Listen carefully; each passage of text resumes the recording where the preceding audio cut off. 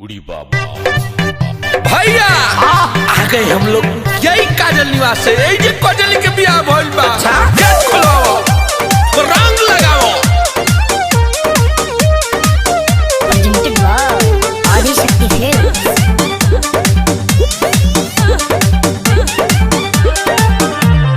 बारे पगले तू मचनुआ ससुरो में आइले रे जनुआ नैहर में यरबू तू भोग ले लसु आ ससुरो में आके बढ़ावा तारा दुख। अरे भाग यहाँ से बेंगो। बारे पगले तू मचनुआ ससुरो में आइले रे जनुआ गाड़ी दे दम तो के छातल छातल। चल निकल। रंग डालवाई के बोलो सुगा बोलो। अरे रंग डालवाई के पताल गइलू काजल सैया भिरी मरलू हो बड़ी बुरा लागो। रंग डालवाई के पताल गइलू काजल सैया भिरी मरलू हो बड़ी बुरा लागो। भगवा लोग की ना मारा एक झपकी भाग फेंके लोग बलोग। बड़ी बुरा लागो, बड़ी बुरा लागो।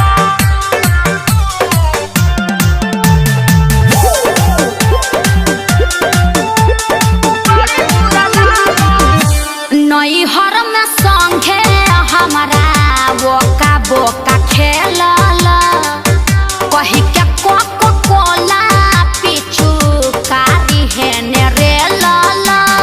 और होली में चौपन रंगावले रहलू हो क्या साथी बाती रंगावली बुकिरिया खइले रहू हो। काथी क्रिया चोली के ओ घरी रही नहीं दांतल दांतल। अरे जोन रे मटी लगना। रंग डालवाई के बोल बेबी बोल। अरे रंग डालवाई के पताल गइलू काजल सैया भिरी मरलू हो बड़ी बुरा लागो। रंग डालवाई के पताल गइलू काजल सैया भिरी मरलू हो बड़ी बुरा लागो।